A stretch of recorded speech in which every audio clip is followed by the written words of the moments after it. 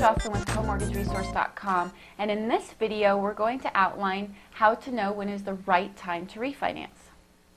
With rates at just ridiculous low levels, a lot of people in Colorado are refinancing. Now, what is the general rule of thumb on this? Just because rates drop, should you rush out the door and pay to do a refinance? No. Now, there is a general rule of thumb, and then we're going to walk through an example as far as how you can actually crunch the numbers to see if it makes sense for you to refinance. Now, the general rule of thumb is if interest rates drop at least 1%, it may make sense to refinance. Now, the reason why this is just a general rule of thumb and may get blown out of the water if the loan amounts are high or low. Now, say you have a $600,000 loan amount, well, rates might drop 0.5% and you might see some serious monthly savings. Now, the flip side is true.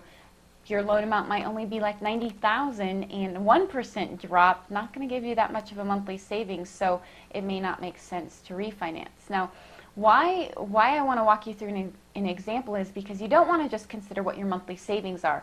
You want to consider how long you're going to stay in the house and what is the cost to refinance so you can see where your break-even point is. Another rule of thumb that I like to say to people is if you really don't think you're going to be in this house for another 2 years, it's going to be really hard to make that refinance profitable for you. If I was going to do a refinance on my property, what I would do is send my current mortgage statement to a lender and ask them to run some scenarios for me. I'd like to see from an accurate perspective what monthly savings I might have. So I can see I'm saving $200 a month, $300 a month, etc. Now, the other thing I want to consider is how long am I going to stay into the house? So if I know I'm going to stay here for 5 years, well, I know that I have 60 months of savings. So the things that you need to get from your mortgage lender are what are the scenarios and what are your monthly savings?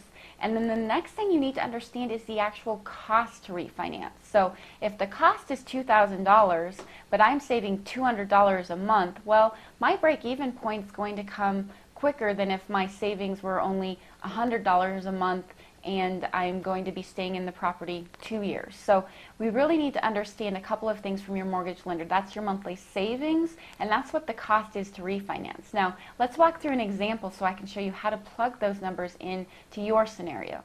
Okay, so let's walk through an example. In this example, the current monthly payment is $2,158 on an interest rate of 6.5%. Now notice that your current monthly payment includes your taxes and your insurance. Your proposed monthly payment is what you get from your lender, and we're going to break this out into principal and interest, taxes, and insurance so you can make sure it's apples to apples. Your principal and interest is $1,810 at 5.5 interest rate. Keep in mind interest rates right now are much lower than that. This is just an example. Now, it's so important to add back in your taxes and your insurance, make sure you're comparing apples to apples.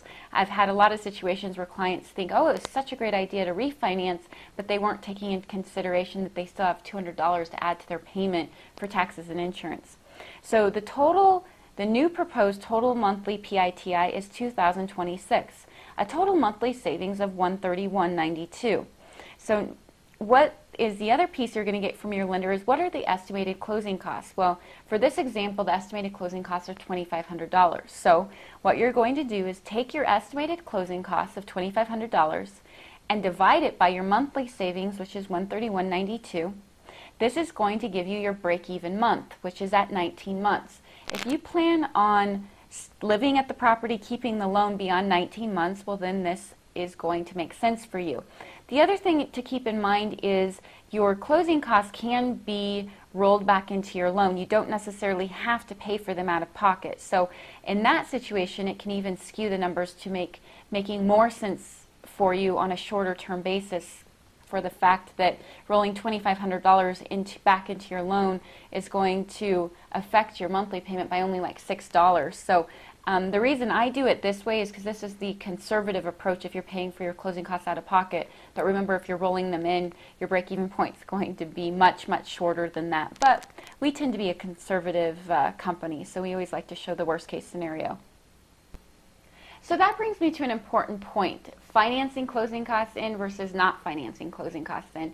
And one thing to keep in mind, you're going to hear of no-cost refis where, oh, we can do a refinance for you with no closing costs. Well, What to be mindful of is that there's always a cost in doing a refinance. And most likely what's happening is the interest rate's being bumped up to cover the costs for that. So just make sure when you're looking at comparisons from different banks, you're really looking at an apples to apples comparison, whether the interest rates are the same or the closing costs are the same, and seeing what the rate is, or the interest rate's the same and seeing what the closing costs are. That's the best way to look at apples to apples, because there are situations where you can bump up the interest rate and not have any closing costs, but again, that's not going to make sense if you're going to be staying in the property for, say, 5 or 7 years down the road. You want the lowest interest rate possible. So it just depends, and you want to see what the numbers are. So ask your mortgage lender to show you what it looks like at no closing costs, what it looks like if you're rolling closing costs in, and then what it looks like if you're paying for closing costs out of your pocket. That's going to give you the best information to make a good decision that fits for you.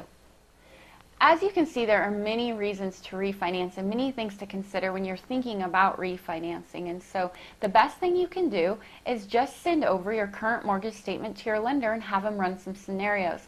If the numbers, you'd like them to walk through these numbers with you to see if it makes sense or not, ask them to do so. It'd take probably about a 10-minute phone call, not a big deal at all. Now, if you'd like access to this full article, click on the link below this video, and the title of this article is How to Know When is the Right Time to Refinance.